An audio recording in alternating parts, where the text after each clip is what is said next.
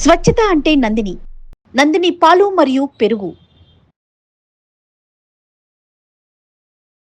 నమస్తే రమ్మగారు. నమస్తే జయ. రమ్మగారు, పూర్వకాలంలో ఒకరి నుంచి ఇంకొకరికి వార్తలు చేరవేయటానికి మనుషులు, ఆ తర్వాత పక్షుల ద్వారా పంపించడం మనందరికీ తెలిసిందే. అయితే సాక్ష్యాలు కూడా చెప్తాయా? ఇలాంటిది నేను ఎక్కడో విన్నాను. దానికి సంబంధించి అసలు నిజంగా పక్షులు కానీ జంతువులు కానీ సాక్ష్యాలు చెప్పగలుగుతాయి? దీనికి సంబంధించి ఏదైనా స్టోరీ లాంటిది ఏదైనా ఉందా మీ దగ్గర?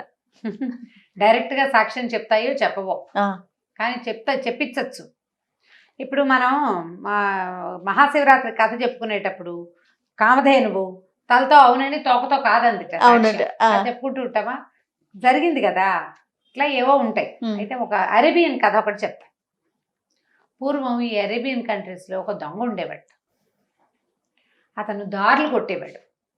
దారులు కొట్టడం అంటే ఓ ఊరు నుంచి ఇంకో ఊరు వెళ్ళేటప్పుడు అప్పట్లో ట్రాన్స్పోర్టేషన్ గుంపుగా పోవటాలు ఉండేవి, గుంపుగా ఉండేది ట్రాన్స్పోర్టేషన్. పబ్లిక్ ట్రాన్స్పోర్ట్స్ అవి ఏమి ఉండేవి కాదు. అవును. ఏవో కొన్ని బళ్ళు సిద్ధం చేసుకుని కొంతమంది వెళ్తుంటే ఆ వైపు వెళ్ళవలసిన వాళ్ళని కూడా వాళ్ళతో కలుపుకునేవాళ్ళు. ఒక్కడికైతే ప్రయాణ ఖర్చు చాలా అవుతుంది, పైగా ఒంటరిగా వెళ్ళేటప్పుడు ప్రమాదాలు బారిన పడేవాళ్ళు. అందుకని ఏం చేసేవాళ్ళు, ఆ బిడారులతో కలిసి బిడారులో వెళ్తుంటే వాళ్ళతో పాటు వర్తకుల బిడారులు అలా వెళ్తుంటే వాళ్ళతో పాటు వెళ్ళి వాళ్ళకి 5ో 10ో ఇచ్చి ఎక్కువ ఖర్చు పెట్టకుండా వెళ్ళేవాళ్ళు. కొంచెం పేదవాళ్ళు అనుకో, వాళ్ళతో పాటు ఆ బరువులు మోయటానికి, ఆ గుర్రాలు తోలడానికో, ఆ ఎడ్లు తోలడానికో, కాస్త ఏదో పని చేయడానికో, వంట చేసి పెట్టడానికో సహాయంగా ఉండి కూడా ఊళ్ళు దాటేసేవాళ్ళు. ఇలా ఉండేటప్పుడు కొంచెం దానికి కూడా శక్తి లేని వాళ్ళు, ఒంటరిగా నిదానంగా ప్రయాణం చేయాలని, లేదా చిన్న గ్రూప్తో బయలుదేరి దారులు తప్పిపోయేవాళ్ళు కొంతమంది దొరికేవాళ్ళు. ఈ దొంగలు కూడా ఏం చేసేవాళ్ళు, గుంపులుగా వచ్చి వీళ్ళ మీద పడి మొత్తం దోచుకోవడం ఒక పద్ధతి.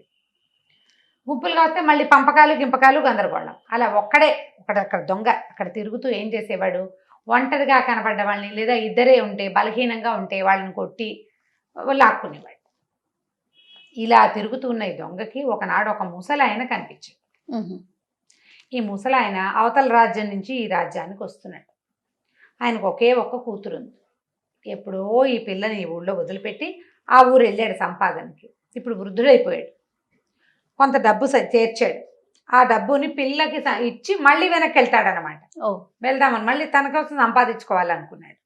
ఈ వస్తుంటే ఈ దొంగ పట్టేస్తే ఆయన వణికిపోతూ, నాయన నా దగ్గర ఉన్నదే 1000 దినార్లు, ఎక్కువ డబ్బులు లేవు, నా కూతురు కోసం దాచాను, నా పిల్లకి మళ్ళీ రేపొద్దున పిల్లలు పుడితే దానికి ఏమి ఉండదు, ఆ భర్త దాన్ని ఒప్పుకోడు, బాబు నన్ను వదిలేయమంటే వీడు వికవికాన్ని నవ్వాడు దొంగ.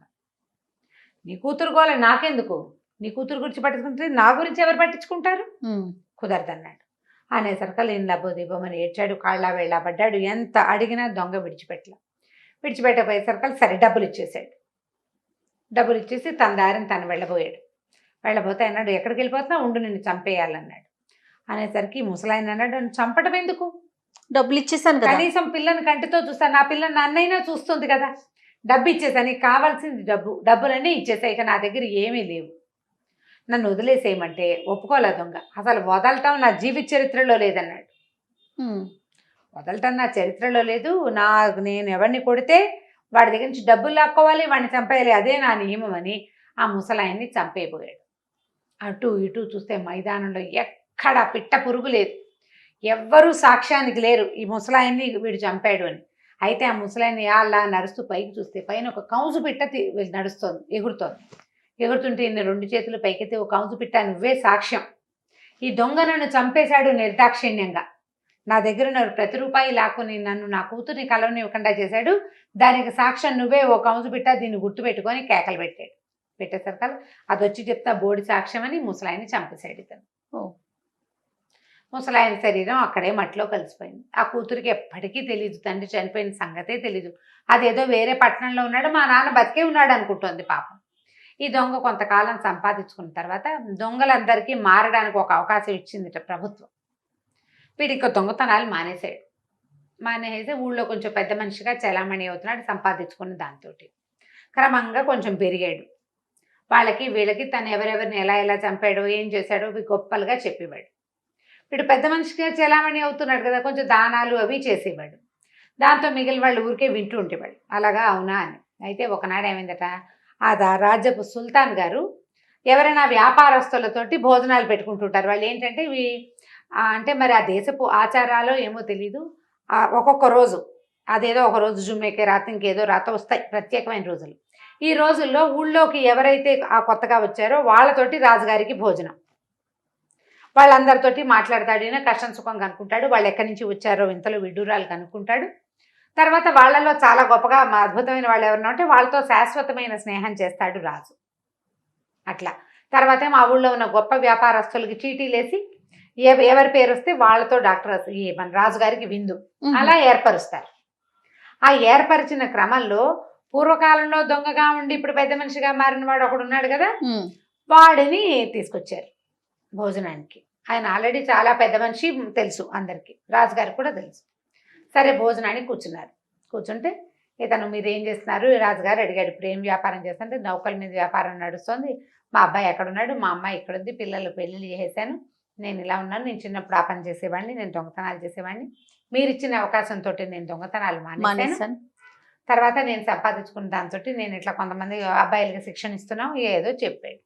రాజుగారు అన్నీ వింటున్నాడు. భోజనానికి రకరకాల వస్తువులు వస్తున్నాయి. ఏదో 2 పదార్థాలు 3 పదార్థాలతోటి వెళ్ళదు. రాజుగారి భోజనం చాలా హెవీగా ఉంటుంది కదా. అక్కడి నుంచి ఏమైంది, ఆ పూట వండిన కూరలో ఒక పిట్ట కూర అంటే కముజు పిట్ట తాలూకు కూరొచ్చు. అది ఏ పక్షితో వండారో చెప్తారు, దాని మీద రాసి ఉంటుంది ఆ ప్లేట్ మీద. అది చూడంగానే వీడికి పక్కపక్క నవ్వొచ్చింది. దొంగ పూర్వాశ్రమం దొంగకి పక్కపక్క నవ్వి, ఈ కముజు పిట్ట భలేగా వచ్చింది తమాషాగా, అసలు అదేనేమో ఇది సాక్ష్యం చెప్పడానికి వచ్చినట్టుంది అని నవ్వాడు. ఏమిటి అని అడిగాడు రాజు. సుల్తాన్ అడిగేసరికి చాలా కాలం క్రితం నేను ఒక ముసలివాడు అతను చంపాను, అతను తన కూతురు కోసం డబ్బులు పట్టుకొస్తున్నాడు, వివరంగా చెప్తున్నాడు అనమాట. కూతురు కోసం సంపాదించుకుంటున్నానండి, కూతురికి డబ్బు ఇవ్వడానికి వస్తున్నానని, డబ్బు ఆమెకి ఇచ్చాక తను వెనక్కి వెళ్ళిపోతానని చెప్పాడు. వాళ్ళ కథలండి నాకెందుకు, డబ్బులు లాగేసుకున్నాను యథావిధిగా, నా వృత్తి ఇది, నా డబ్బులు నేను తీసేసుకున్నాక ఎవరి దగ్గర నుంచి అయితే డబ్బులు తీసుకున్నామో వాళ్ళని చంపటం కూడా నా ప్రవృత్తి, నా అలవాటు. అతన్ని చంపబోయా. అప్పుడు ఈ పైన వెళ్తున్న కౌజుపిట్ట నువ్వే సాక్ష్యం అని అరిచాడు. కౌజుపిట్ట ఎక్కడైనా సాక్ష్యం చెప్తుందా, ఇదిగో వచ్చింది చెప్పమనండి సాక్ష్యం అని.